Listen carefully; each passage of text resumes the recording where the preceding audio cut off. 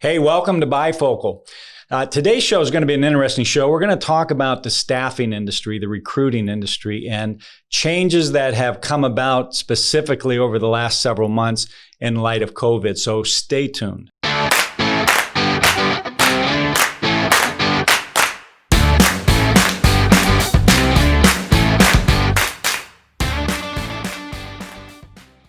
Hey, welcome back. We have a guest on today, and we're going to be talking about staffing, recruiting, hiring, employment, all the changes that have been going on in the staffing and recruiting industry over the last several months, specifically in light of COVID. We have a guest in today. We have a professional in that industry. We have Chris Bennis, Director of Recruiting for Snelling HR Solutions. Chris, welcome to Bifocal. It's great to be here, Dan. Yeah, I haven't seen you in quite a while. I know. It's been many, many years since we've seen each other otherwise. Yeah. So your industry, it's been rocked a little bit. To say the least. It's put everyone on its head, if you will. It really has. Yeah. Well, I mean, as you sit back and you look back, what are some of the big things that just jump out that have really impacted you guys? The instantaneous flip of the employee to employer need. In other words, right before COVID, if you think about it, we had a very, very low unemployment rate. And so the demand for good candidates was very high, and the number of jobs available, you had a number of jobs, but the pool of candidates was a lot smaller. Were you like as busy as you ever were prior? Very busy. And again, it's because of the fact that you had so many different jobs available, and the pool of qualified candidates was so low. So many people were working. They were happily there. And then, of course, March hits, and that all changes. It's like the light switch totally changed. Literally overnight. So what were you guys doing? I mean, what were you thinking? I mean, you're basically thinking there isn't a lot of thinking that happens at that point, because you almost, you're almost riding the roller coaster. You're making adjustments literally day by day. And I'm assuming that you had people placed. Oh, yeah. Okay, so were companies calling you saying, hey, we got to end, so we're going to bring them back? And did you have that stuff going on? Not really. I mean, we were very fortunate in the fact that a lot of companies, if candidates we had placed already, they were happily going through that process. Of course, at the same time, these same companies on the other end were having to let go people across the board. So we were rather fortunate on our end, but it didn't mean to say that others didn't. Most of your stuff was all temp to perm or permanent placement. It was all perm placement. There's a sister company called Snelling Hospitality, and that's what we primarily working off at that point in time. Hotels, resorts, restaurants, things like that. That industry has just been... It has been decimated. I mean, it is slowly getting better, but you have to keep in mind, from an industry standpoint, there are states that are still requiring reduced occupancy in the hotels. Restaurants across the country have reduced occupancy. Yeah. And then, of course, we've had throughout the summer months and the early fall months, the ability you could eat out, outside. But those who are listening or watching would know that this podcast is recorded in the Akron, Ohio area. Well, we're getting close to that time period where now it's going to be a little difficult to be outside. Well, it's going to be interesting too with everything that has happened, and companies have dialed back their travel budgets. Okay, even if things were to open right now, companies are getting used to not spending the dollars on travel, right? I'm not flying people all across the country. They're not staying in hotels. They're not eating out. So that industry is probably gonna struggle for a little bit. It does. However, you'll be surprised how, especially hotels, are pivoting. So what you'll find is hotels, the idea of the large meeting may not be the case anymore, or at least for the short term. So what they're doing is they're coming up with ways for hotels to hold virtual meeting events. So they'll have a smaller meeting space or multiple meeting spaces that'll facilitate with lights, with video systems, what have you, and that will allow companies to come into that location and actually be the host space sites, if you will. And use all their equipment. Exactly. It's about pivoting to whatever's going on. So yes, they may not have the large conference, but they're still being able to maintain some meeting capabilities. That's an interesting point. What about in your industry? Are you finding your industry having to come up with new creative services? Yes. New ways of doing things. And what are you seeing and what are things happening in your industry? How are you guys adapting to this? So it comes down to remembering the people. I know we're in the people business, and that sounds cliche, but that's the biggest change for us has been the people, because it's almost disingenuous to go up to a company that's laying off people and say to them, well, we're here. What are you hiring for? No. Hey, listen, we're here when you need us. And to the employee, when they're looking and saying, I've lost my job, you're one of 5 million people that have lost your job. We get it. We're here for you. And as we have opportunities, we're going to be there. When business is going really well for a company, when things are moving very, very well, it's too easy to become a number, become a cog in a wheel, and you just keep moving through it.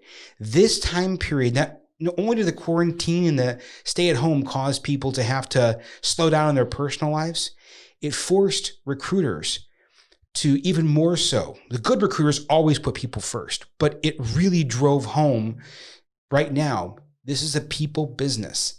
And you have to let people know that, you know what, you're more than just a resume. You're more than just a job order. You're a company, you're a candidate, and we're going to be here to help you whenever you are ready and however we can. Yeah. Is your industry as a whole, are companies switching? Are you finding new vertical markets that maybe are more attractive to you now than they were before? I mean, you mentioned you did a lot in hospitality. Mm-hmm. Are you guys pivoting? Is the industry pivoting into other markets? So we have had Snelling Hospitality since 2000. And then when a couple months ago, we opened up Snelling HR Solutions. To your point, it's pivoting out to the other industries. It's more position-based rather than industry-based. So, HR, financial, sales, the same industry, the same jobs we would have recruited for in the hotels, we're recruiting for in other industries as well. So you're leveraging your skill sets. Right. The other reason, it's a twofold approach, because first, yes, the hotel industry right now is struggling, but we also know it's going to come back. At the same time, we've also realized that we provide a certain level of service that many other search firms don't provide. And so because of that, we wanted to be able to share that with industries outside of hotels. So that's where Snelling HR was born from, both the need to pivot short term, but also a long-term desire to take our services and our skill set and give them to a wider audience, while still making sure that we do have a team that is focused on the hospitality side that will still provide the same level of service for hotels, restaurants, resorts, because we know it's going to come back. What about from a company standpoint? Do companies have a new set of needs today? Are they coming to you with different needs today, or are certain needs kind of elaborated more today? What are you seeing there? So the irony of it is, you think with the downsizing, there'd be more of a need for recruiters. We've actually seen the opposite occur, believe it or not. The reason being, now there's 5 million people, and now there's less, about 2.5 million, I think, unemployed. Okay, and different verticals across the segments. So there's this natural idea that, I need a customer service person. I need a account manager. I need this. I need that. Great. You know what? I'm just going to post it up on Indeed or LinkedIn, and there it is. I'm going to get my resumes. And so there's that idea, first and foremost, that now I don't need a recruiter. And then what they quickly find is they post that posting and they now get 500 resumes. Yeah. So now you're looking for that the fine dining restaurant manager, and you get 500 resumes. 389 of them are for the fry cook at Burger King. You have to weed through these resumes. So there's something to be said for, while the candidate pool may be large, do you have the time to weed through those and to interview those who may be qualified? And I'm sure the companies are, as you said, they're downsized, so they don't have the resources as much as they did, right? No. And there's also the case where companies don't always know what questions to ask.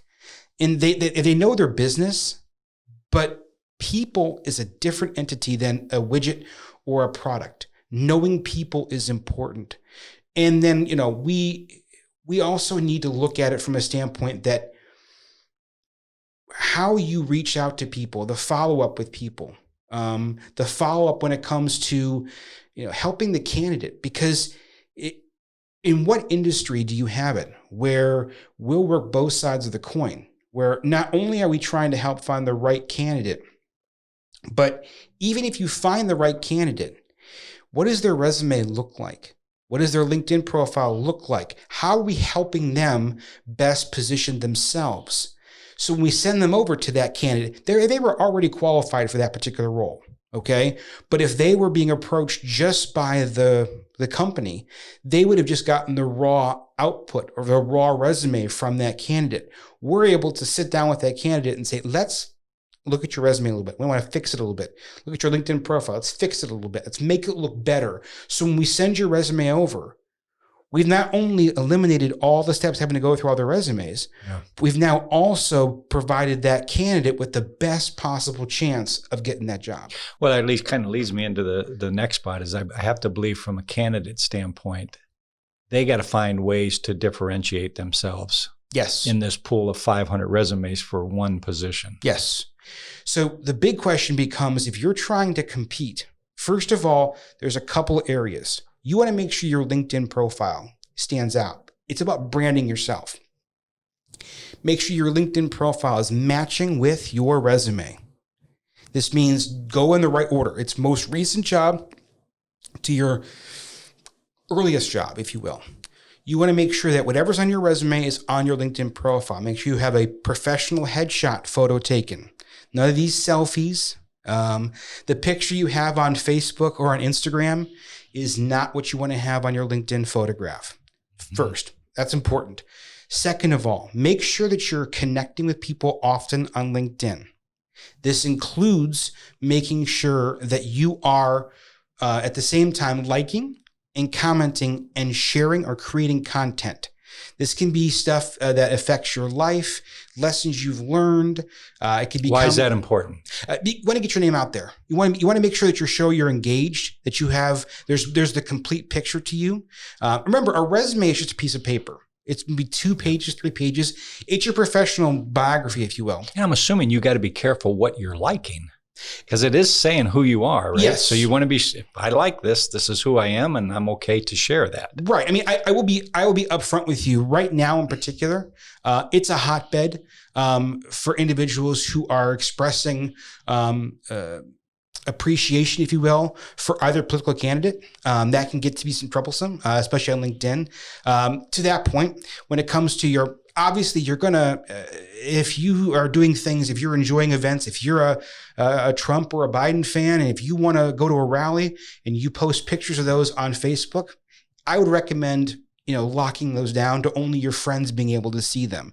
Understand that who you are is your brand, and your brand is more than just your resume. And right now, in particular, when you're such a competitive market, people want to get the complete picture of who you are as a candidate. So if you look at your social media overall, unless you're locking it down, what image do people like to see of you? Well, I think your point you made too is these companies, they're looking at this stuff and they're moving. Yes. That's right. So first image, first impression. Yes. Within a couple of seconds, they're going to make a decision whether they're going to move forward with you or not. That is correct. And at the same time, and we talk about it from a resume standpoint, what does your resume look like? The sad thing is a number of people out there, when they ask for their resume, they'll say things like, I have my LinkedIn profile. Well, here's a quick spoiler alert for you.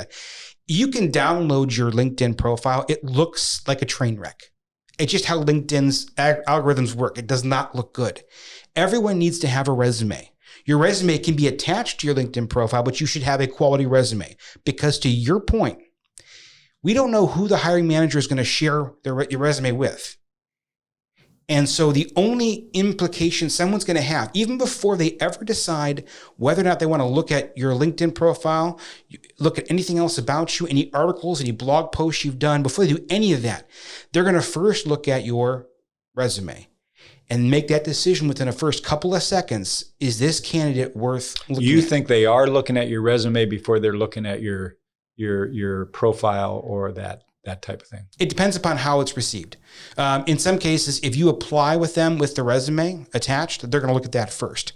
In other cases, if you reach out to them via LinkedIn, they'll look at your profile first. It's So there's a little strategy involved now. Yes, there is. There is strategy involved. And, the idea of people being passive about their resumes and about their job hunting, it's over with now. Okay. ABC company. Okay. You want to work at ABC company. If you're just sending the resume via Indeed or the job or Monster or Career Builder, whatever it may be, and crossing your fingers and hoping for it, you're doing yourself a disservice. Okay. There's technology now. LinkedIn provides the ability to see who's working at that company, who's the director of HR, who's the general manager, if it's a restaurant or if it's a hotel, who's the people of authority, what other people work there. Why are you not reaching out to them via LinkedIn? Just connecting. You got to find a way to differentiate yourself. Right. I'm not talking about stalking. I'm talking about connecting with them and at least let them see you first by your resume and by your LinkedIn profile, and then have them request your resume, because then you have a better chance of being seen. Well, you brought some light into the state of the economy right now. It's changed as much for the candidate as it has for the employer, right? That candidate, and we all know there's a million of them out there, figuratively speaking, but realistically speaking, looking for jobs. Yes. And what you're saying is you got to find a way to differentiate yourself. Yes. And here's some do's and don'ts. Yeah. I mean, bottom line, you just want to make sure that you're being mindful, no matter if it's in your personal life or your professional life. People will look at your social media, for example, and they'll make a determination about who you are. They're going to look at your resume tells a story. Whether you want it to or not, it tells a story. Are there spelling errors in your resume? Do you have typos? Do you have different fonts? Well, that could be, someone can make a determination that you lack attention to detail. Do you have a gap in your employment? Is it because you were taking care of an ill parent or child, or you yourself were sick? Or is it because you set your desk on fire at work and were let go? Should a candidate account for that gap? Yes. I mean, if they were taking care of an ill parent or whatever, they should account for that on their resume. Yes. You want to leave no questions, because remember, not everyone's going to have the capability. And this is where working with a recruiter can help, because we can help with that and help explain some of it. But understand that our explanation may not follow your resume to every person who looks at it. And so your resume standalone has to be able to tell your story. And don't assume that people are going to know the answer to that. Yeah. How can a company best utilize? I think it's, first of all, as early as humanly possible. Understanding we're a contingent firm. All right. So what that means in a technical sense is it means that there is no cost to utilize us until you hired a candidate. Okay? You're 100% permanent placement. Correct. Okay. So correct. So there is absolutely no cost to work with us, and from day one. And I say that because you have nothing to lose. All right. The other benefit right now is in this. Do companies view it that way? Not because always. I would think if they did, you would be flooded with job requests. It's always the case where they're also, because they're human and they're realists, they're not looking at it from a right now standpoint. They're looking at it from a standpoint, and you can't blame them for it, where they go, wow, you know what? We're going to have to get this candidate, and they're going to cost us X amount of dollars. Anyway, if the candidate costs, their salary is $70,000, I could pay $70,000 to that candidate and get that candidate. But if I work with that recruiting firm, I'm going to pay $70,000 plus I'm going to pay their fee. And so it's $1 and cent. And it's back to what you said earlier. They think there's a million resumes out there. I can find them on my own. Exactly. But to your point, the bigger challenge we face is there's two different types of candidates. There's the passive and there's the active. And sadly now there's a lot more active because of define that for me. So an active candidate is one who's just that. They're actively looking for a job. Okay, they're posted up on the job boards. Either they do not like their current employer, they're maybe seeking to grow, seeking to relocate, or in this case, in many of them cases here, they've been furloughed or laid off due to the pandemic. Okay. A passive candidate, and there's more of these typically that occur during a lower unemployment phase, but they still happen now. A passive candidate is one that is not actively looking. They're currently at their job.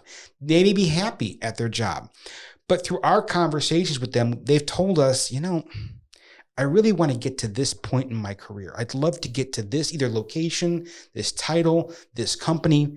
So you know what? If you ever come across any of those types of roles, let me know. Now, you're not going to find them on a job board. Are you finding passive candidates are more at a certain level and above? Yeah, managerial and above. Yeah. Having your resume up on a job board does not mean that you're actively looking as in you'll leave tomorrow. It means that you're keeping your options open. A passive candidate is one that literally, to your point, either A, does not want to have their resume up because they are confidentially looking, which is common, and or they legitimately are happy where they are. And it's going to take a lot to get them to leave. And so that seems like a major benefit of working with an agency. Yes. You guys have to be sitting on oodles of those passive resumes. We build our relationship on those people. That's where, I'm on LinkedIn quite a bit. Okay. And there's a reason for that. My goal is to meet, to network with people. If you're not actively looking right now, that's quite all right. What are you looking for overall? If you could dream for a second, if you could think, wow, my dream job is this. I want to know that because you don't know what I'm going to come across tomorrow or next week or next year. And your resume is not up there, but because I have built that relationship with you, because I know you, I now can talk to you about that job. And that's a candidate who that company would have never found, whether you had 500 or 5,000 resumes, that person's not going to show up in that pool. Yeah. So, I asked you the question of how can companies best utilize staffing agencies? And you mentioned the earliest, the best, the better, right? Mm-hmm. You gave the reason is, hey, it's a contingent basis. So there's no payment. There's no exchange of money unless I find somebody for you. You mentioned active versus passive resumes. You may be sitting on candidates they don't have access to. Any other reasons, kind of big things that would stand out why companies should be utilizing you guys today? When I say you guys, I'm talking about your industry. Yeah. Very rarely, especially if you're in business right now, you're wearing multiple hats. How much time do you have really to spend on finding candidates? Yeah. And you look at the cost of what it costs to hire someone. What is it costing you to do the search yourself? Well, I think the other thing too, and you mentioned about companies looking at, I could hire this person for $70,000. Yeah. Or I can go through an agency, hire $70,000 plus a fee. Right. The other side of is the cost of making a bad hire. Yeah. We all know the cost of hiring somebody that's the wrong person can be a lot more than a fee they're paying to a staffing agency. I'll take it a step further on that. What you find out is that what does their own hiring process look like? In other words, what does their onboarding look like? So you talk about the risk and the cost of having a bad hire. Part of a bad hire actually occurs because you didn't bring that person on. The recruiting process in general was flawed. Whether the candidate was right or not, the recruiting process was flawed. Communication was not made properly. The onboarding process was not made properly. The ownership, if you will, the attention when it comes to getting the candidate to buy into the company didn't happen properly.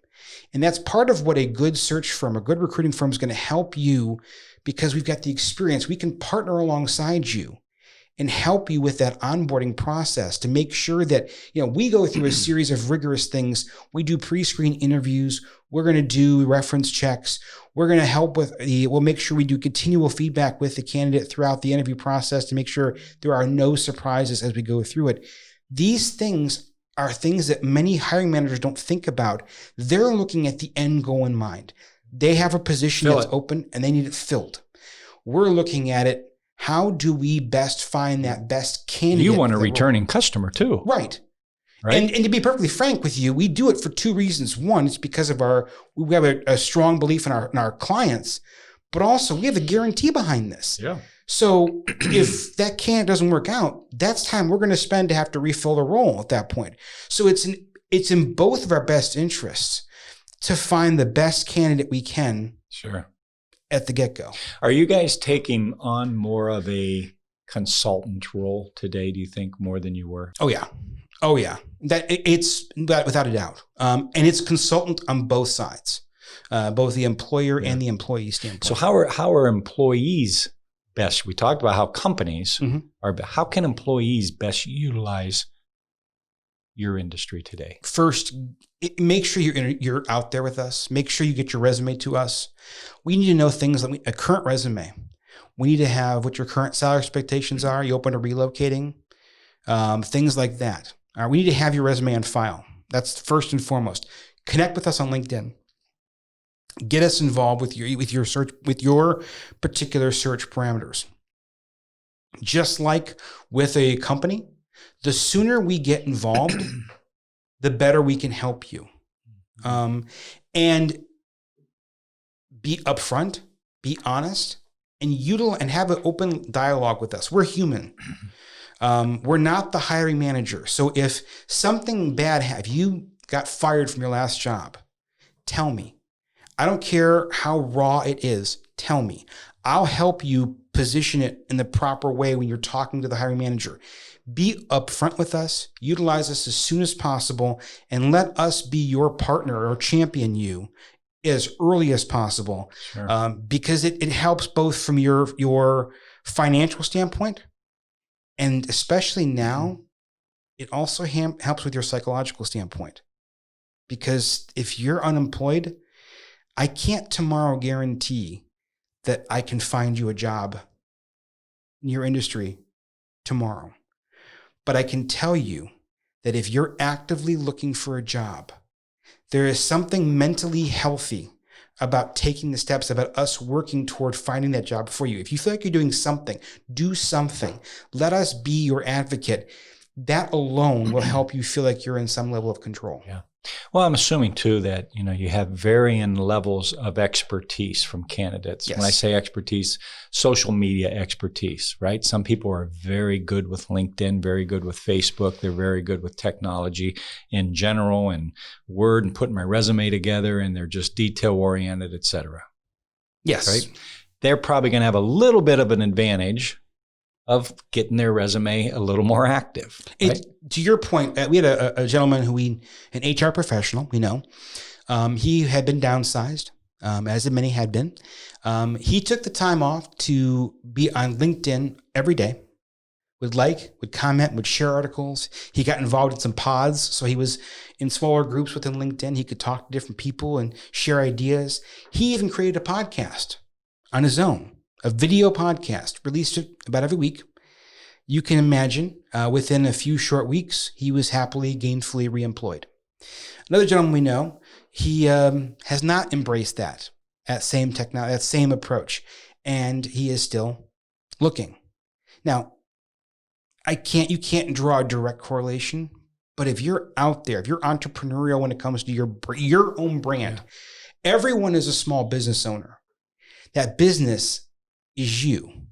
What is your business? What does your brand say about you? And for some people right now, you're unemployed. Okay. What do you want to do? You're not going to have this opportunity again. It's your job to get employed. Right. Right. As an individual, it's my job to get employed. Right. It is you have a brand. We are going to help you. What we help you do is help you find your brand and help put your brand together. I like what you said and I think it's more relevant today than ever, is we do have a brand as an individual. Yes, we do. And you have to acknowledge that. And you have to go back and look at your past brand, right? Mm-hmm. If somebody didn't know me and they're back looking at my Facebook and my link, do they like what they see?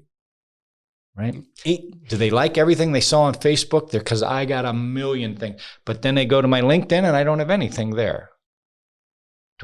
Is that the image? And I think that's a very good point. We have to take ownership of our brand.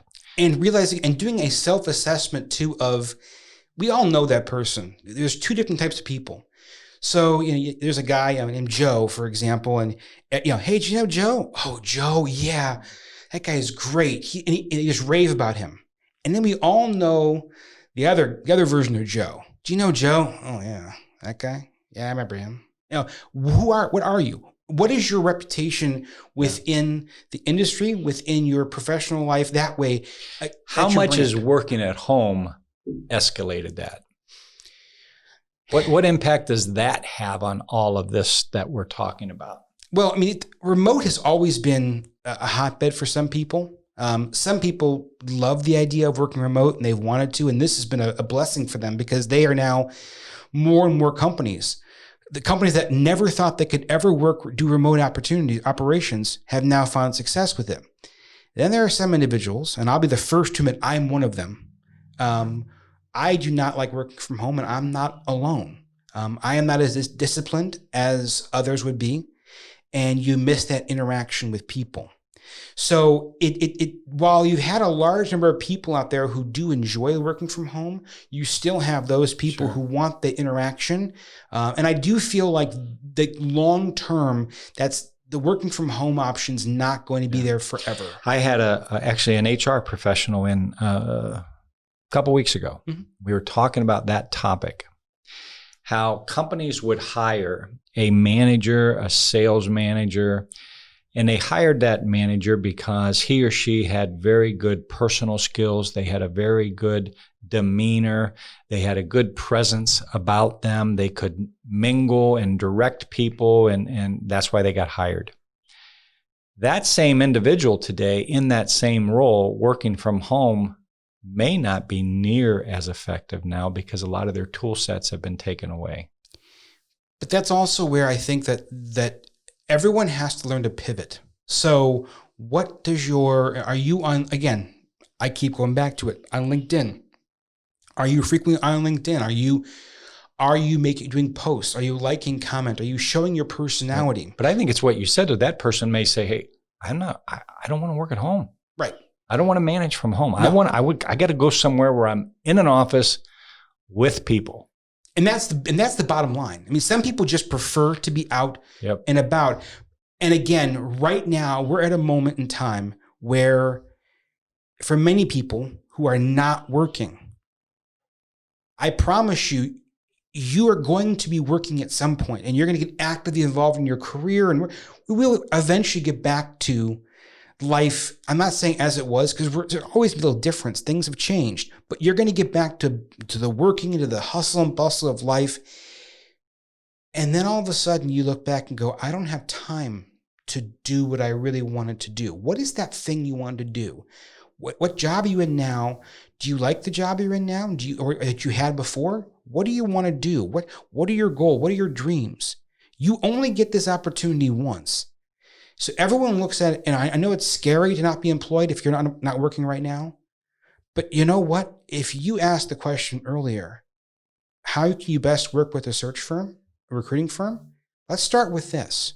You're not working right now, or if you are, ask yourself this question.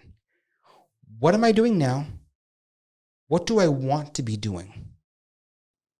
And let's have that conversation about seeing how we can get you there. That's the key thing right now. Everyone has to work. But if you get up in the morning and you dread going to work, it's a job. If you get up in the morning and you love what you do, if you're passionate about it, that's a career. Very well said. Very well said. Where's the industry going? Where are we going to be 6 months from now? Where are we going to be 2 years from now? 6 months from now is easier to say than 2 years from now, I think. I think that it's going to come down to the social media aspect a lot more and more. You're going to get smarter which is called the ATS systems, the applicant tracking systems. They'll get more in line with AI, artificial intelligence, to be able to find people better.